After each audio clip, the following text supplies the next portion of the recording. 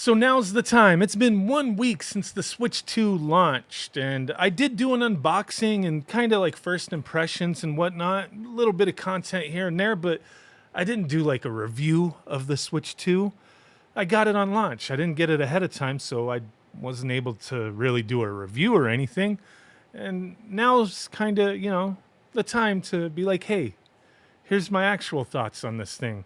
I think a week is good enough to kind of brew on things and decide, was it worth it for me anyway. I can't speak for anybody else. We may have differing opinions here, but going way back, the Switch 1 launched March 3rd, 2017 for $300. Reasonable price console, right? 4 years later, a little over 4 years later, because it was in the fall of 2021 that the Switch OLED came out, which it wasn't, we didn't get like a Switch Pro, but the OLED had a improved screen. We got that OLED screen, and it had more storage, 64 gigabytes. Not much, to be honest with you. But the OLED screen was freaking amazing, dude. Awesome looking screen. But that thing was $350 at launch. And now the Switch 2 came out June 5th, 2025 at $450 for the base console without Mario Kart World. None of these systems we're talking about that came with games, right? Just the base price. And a lot of people have been a little upset with the pricing of the system. $450. You're getting into that territory of Xbox Series X, PlayStation 5. Definitely, right? Definitely. You're up there with the big boys. And, having that custom NVIDIA chip, CPU, GPU, and then piddly 256 gigabytes of storage, it's kind of like, wow, that is a little pricey. But comparing to the Switch OLED at like $100 more, I could see, yeah, it is a bit pricey.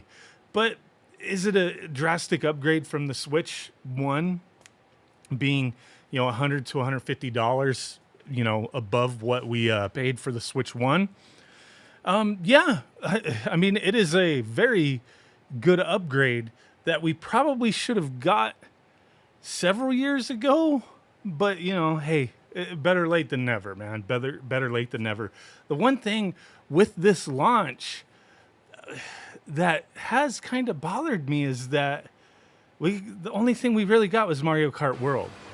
The only other stuff we got, like, what is that other racing game? I didn't buy it. It's like $15 on the eShop. I heard it's good, but nothing major besides just Mario Kart World. Everything else, not bad games. I'm not complaining about the games, but stuff like Cyberpunk 2077, Street Fighter 6, which I've played both of these games on the Switch 2, and while they are they're impressive, but I have to remind myself when I'm playing these games that they seem impressive because I'm playing it on what I think is the Switch, right? Because nothing else changed. You boot up the Switch 2, it seems like you're on the original Switch. Barely has much changed with the user interface. Like, yeah, you got that little purplish, colorful outline over things, but it still looks like the Switch 1 when you're, navigating things. So it's just a very familiar experience to where you kind of get tricked in your head when you're playing some of these games, Cyberpunk, Street Fighter 6, where it's like, wow, this is impressive. But in reality, it's not that impressive. These games have existed for a while, and they look great already on other consoles and on PC. But it's still cool. They look and they run great on the Switch 2. It's just kind of getting the thing out of my head that, like, hey, it's not as impressive as I think it is. It's cool, but these games are old. It's just kind of like, wow, okay. Just because it's on a Nintendo console now, and we're finally getting stuff that we didn't have on the Switch 1, it is what it is. But yeah, this launch has been kind of lackluster, just being honest with you. Mario Kart World is a system seller in the sense that everybody wants to play it who's buying this system. Everybody on my friends list is nonstop on Mario Kart World, among other games. But this launch has just been those types of games that were released on other consoles or just Switch 1 games being re-released as upgrades. You know, Hogwarts Legacy or whatever, the Harry Potter game, whatever it's called, the Sonic game, and then Legend of Zelda Breath of the Wild, and Tears of the Kingdom, stuff like that. Games just getting re-released with upgrades to them.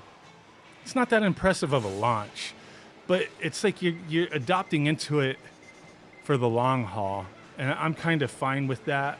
Like at some point, I would have bought the Switch 2 anyway, as I didn't buy the system for Street Fighter 6 or Cyberpunk 2077, like at all. I bought this system for the Nintendo games, for the Mario Kart World, for the Donkey Kong game coming out next month, for whatever mainline Zelda games that are going to be coming out, spin-off games of Zelda, Mario, main Mario games, Animal Crossing, hoping that they revisit things like Star Fox in the future, F-Zero maybe, who knows? Like, those are the things, the Nintendo IPs.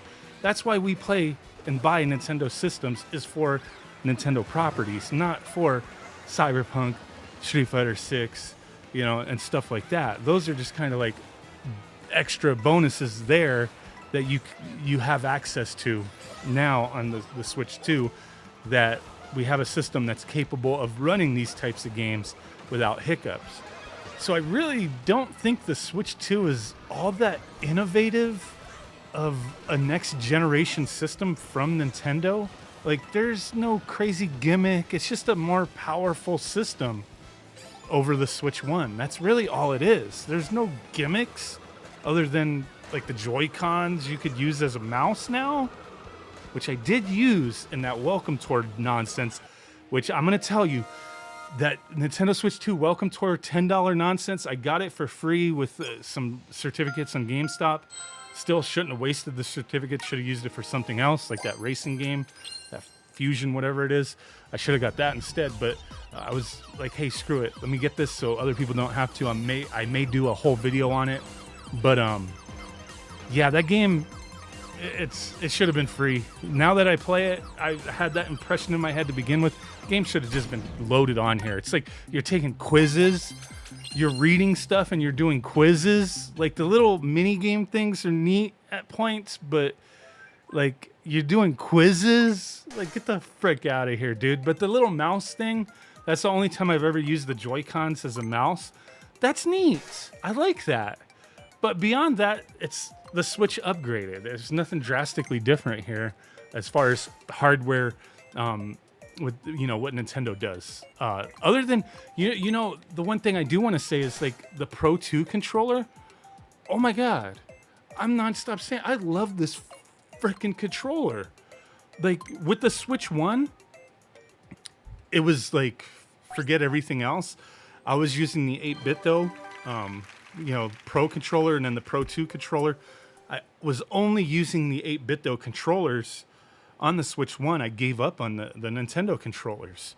Like, the Pro controller was okay, but like, there was just certain things about it that I was just like, whatever. And I just switched to 8-bit though.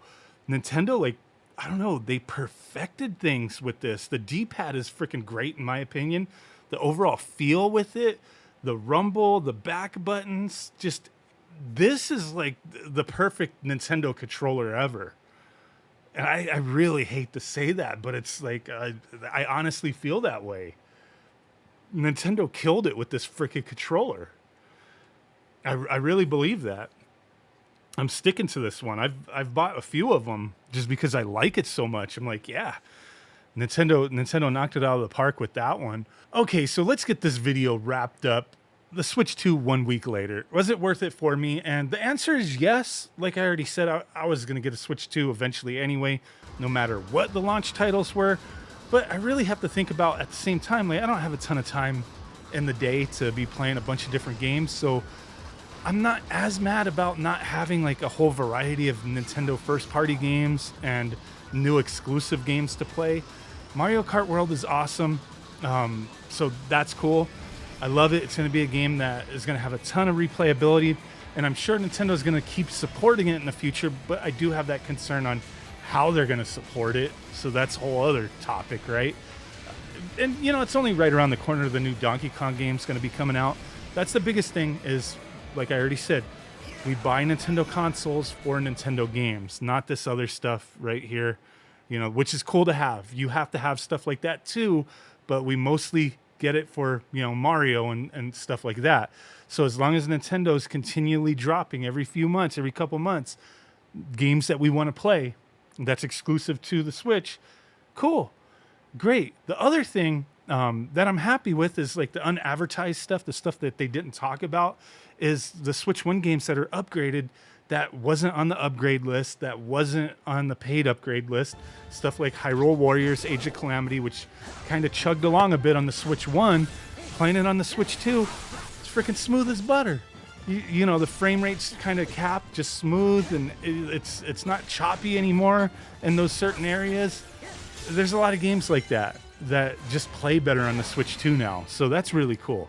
It's a system that, hey, as long as they keep dropping good games for it, it may keep that momentum. Is it gonna sell like the Switch 1 overall, like the 150, 160 million units? It's too early to tell. Nintendo could be cocky and just think it's gonna sell by its name alone. I'm hoping that's not their mentality right now. They have to do like what I'm saying. They have to keep dropping awesome games that we want to buy and play. Otherwise, nobody's going to care about Nintendo, right? So I'm happy right now. Is it going to wear off? Most likely it's going to wear off a bit. You know what I mean?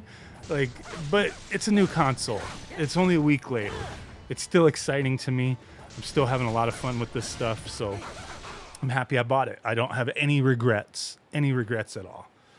Let me know what you guys think. Thanks for watching. Bye.